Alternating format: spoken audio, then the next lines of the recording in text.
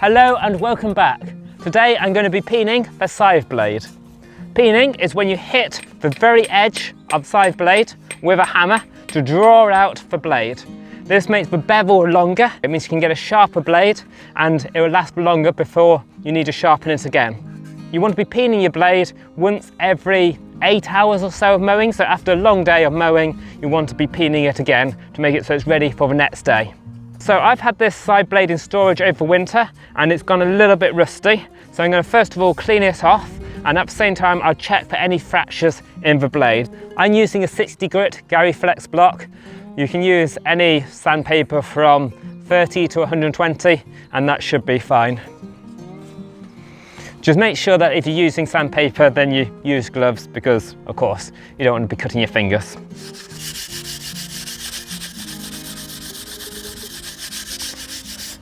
So I want to clean off the rust for two reasons. One is you don't want rust in your blade damaging it, but two, you don't want to get that rust embedded into your anvil or into your peening jig.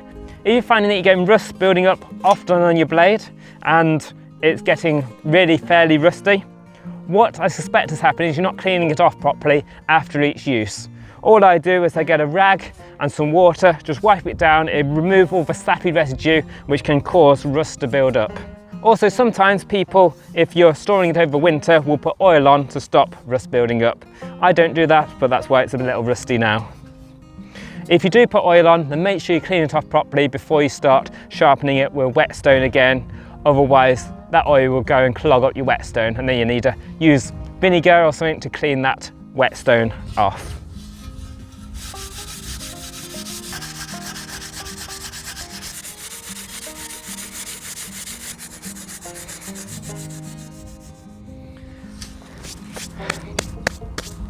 Make sure you're using old trousers which you don't mind getting rust on, and also that will protect your legs a bit for when you're resting the blade on later when you're peening. Okay, there's different things that you can use to peen your blade. You can use an anvil. You've got either bar anvil like this one, or a more modern one that looks like this. You've got a flat anvil like this section here, or you've got a peening jig. These are the three types that I have. Today I'm going to actually be using two of them. I'm going to be using the peening jig at first, and then I'm going to go on to the bar anvil. The advantage of a peening jig is that it's really easy to do. The disadvantage is when you're peening it, your blade is here on the anvil and you'd be extending that blade into this center bar, which then bluntens the end. So it's not ideal that you get a blunt end at the end. It's not ideal that you get a blunt blade afterwards, and then you need to hone it more, which then gets rid of some of that edge which you've just extended, so it means that it doesn't last as long. So it's not the ideal one, but it's very easy to use and it's fairly quick to use. When you've got more skill, then you can then go into the bar anvil, which then gives you a bit more precision of what you want to do, a bit more versatility. So what I'm going to be doing is I'm going to be doing a bit of both. I'm going to start off on the peening jig and get most of the blade drawn out using the peening jig, and then I'm going to switch to the anvil at the end to then just harden the blade, so the last bit won't be blunt, and so there's sort of a good compromise of the two. For the jig, you have these caps which go on, and you'll be hitting directly on the cap with the blade between. For the anvil, the blade will be on top of the anvil and you'll be hitting with the hammer directly onto the blade. Just for context, if you've got a flat anvil like this one, then you'd be hitting there and you'd be hitting with a bar. Of course I'm going the opposite way just to show you. And if you've got the bar one, then you hit with a flat. When you're using the peening jig, because you're hitting the hammer on the cap, then you're not hitting directly on the blade. So you can do this with any old hammer. So I've just got a carpentry hammer here, the same as I use for hitting in nails. For the anvil, then I want a polished edge. I'm hitting directly onto the side blade. Because I'm hitting onto the side blade, any imperfections in this hammer are going to get stamped onto my scythe, which then cause weaknesses in the scythe. So I want it to be as smooth and polished as it can be. So I'll even give this another sand just before peening. However, I'm starting off with the peening jig. So I can just have my rough carpentry hammer. I've inserted the peening jig into this small wooden block. To be honest, it's not ideal. You probably want a bigger block that you can sit next to, or a full peening horse, but this is what I had, so this is what I've stuck it into. Peening jigs come differently. For my one, I have a 1 bar, so it's got a little 1 ring on it, and a 2 ring cap. So I've got these 2 caps, 1 ring to indicate it's the first one, 2 rings to indicate it's the second one. Now they're not all that convention, so you need to check what your one is. For my first cap, so that's the one with my 1 ring, is if you look at the bottom of the cap, so this is where it'd be placed on the anvil part of the jig, then it has a little ring which is further away from the edge. So it's not right in the centre, it's more further out by a couple of millimetres, maybe 3 millimetres there. Then you've got the second cap, and the lowest part of this is right on the edge, so that'd be hardening right on the end of that blade when this is on. So the first one is going to be drawing that metal down towards the edge and extending the bevel. The second one is just hardening the very edge. So ideally, you'll be able to rest the blade on your legs and on the jig. So this offers extra support as you're guiding it along. I normally start around the beard and then go along to the tip, but with the peening jig, you can do it either way. One part which is very important, and this is where I went wrong when I first started peening, is which bit you want resting on the peening jig. When I first started, I thought the very edge of the blade needs to be flat, so I put that flat, resting it about here. That is incorrect. Don't do that. The part that you want flat is the main body of the blade. So if you just put your finger down like that, resting on the peening jig, then that is the bit you want flat. If you have it so the very edge is always resting on the peening jig, what you'll find is that it'll slowly curve round as you peen, and over time this whole blade will be sort of pointing up in the wrong direction. Oh, I might have a slight crack in the blade. I do.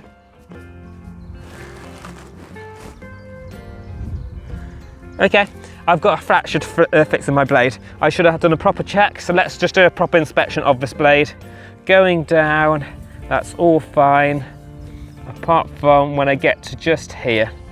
It's really small, but just here, it's a very small line. That's a very small fracture in the blade. So what I'm going to do is I'm just going to take out a little bit of metal to stop it getting bigger. It's better than it pulling a large chunk of metal out of your blade. I've got the cap one, which is the one which is a few millimetres off the edge.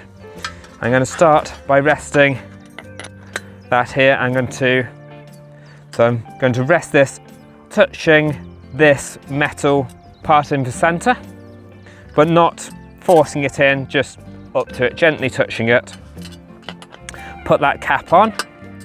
I'm going to hold on the rib, and I'm going to apply a little bit of pressure here, so that means that that very end is not touching, it's coming up very slightly. So this is the bit which I want to be touching as I'm going along around here, not there, about there.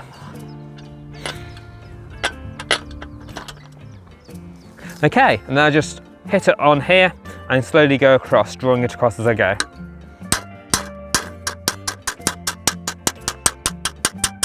So I can get the angle right there, it's just there. So here I've been hitting it up to. So we're getting it shiny here where it's drawing it out, and then it's dull here. And you can also see it on the opposite side where we've hit it through. So it's shiny up to here, and then it's dull afterwards. So that indicates where we've been hitting up to. So this comes in quite handy here, resting on my leg. Otherwise it'd be quite difficult to support this. But just resting on my legs meant that I've been able to support it nicely here. If you start hearing that the sound is different, then it probably means that the angle is wrong on here, and then you want to recorrect it. Oops. Hear that different sound? It's probably meant that I've just come off slightly. Oh, it's actually just off my leg, that's why.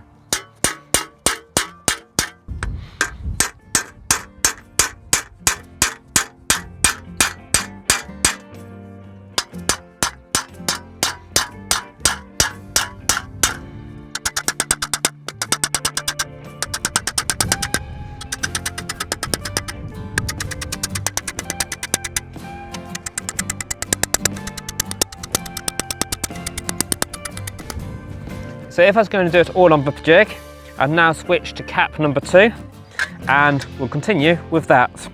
The main disadvantage with this is you notice it hitting it right at the edge. So if this is down, hitting it right at the edge, where's the metal going to go? It's going to go right into this metal cylinder, which is then going to just cause it all to curl up and blunt at the end, and then you just have to scrape that off when honing afterwards. So instead of using the peening jig now, I'm going to use the anvil.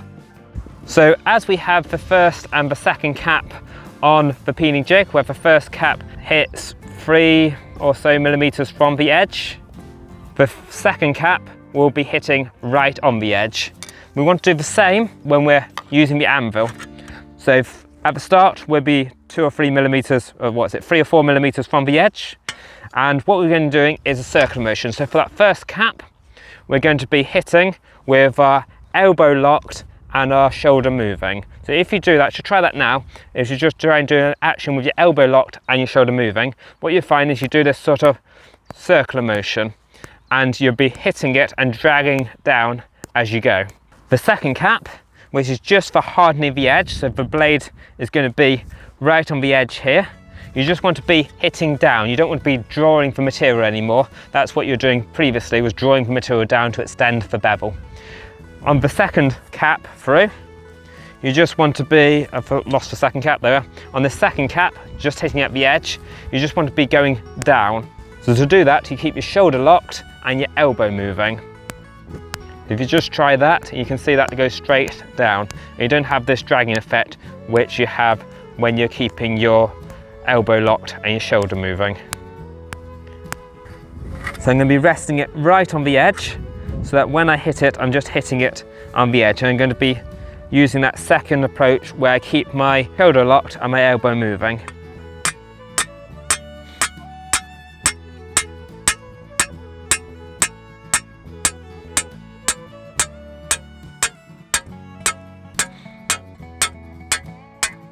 And doing this all the way across the blade. So there's 2 ways you can hold it. You can hold it down here,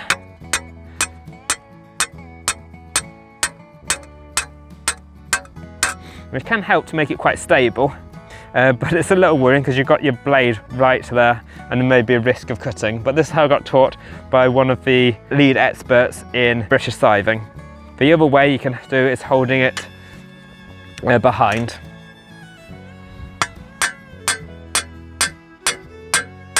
When I'm doing this, I'm actually holding my hand so it's wedged in to the anvil, which is offering quite a lot of stability there.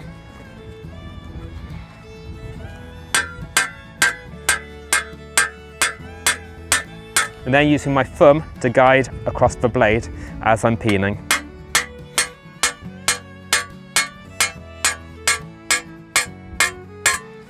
Okay, so now the blade is peened, let's set it up, I'll sharpen it, and then we can do some mowing.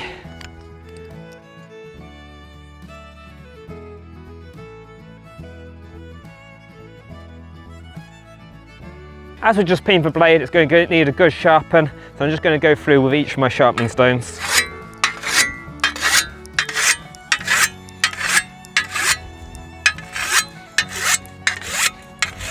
Starting with the most coarse, which is a rough artificial stone, and going on to the most fine.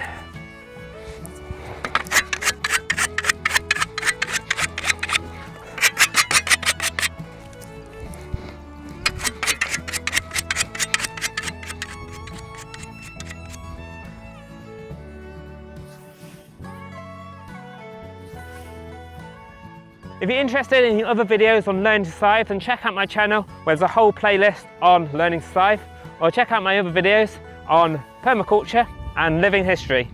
Thank you very much and see you next time.